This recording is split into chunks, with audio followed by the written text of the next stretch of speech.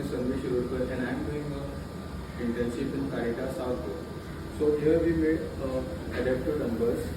So with a mixture of concrete and cement, and with the tires we made weights, and we use some jute threads for the grip to hold it, and there is a pipe for the balance those two weights.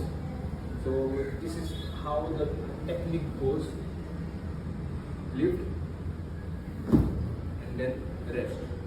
And this is made out of low cost money.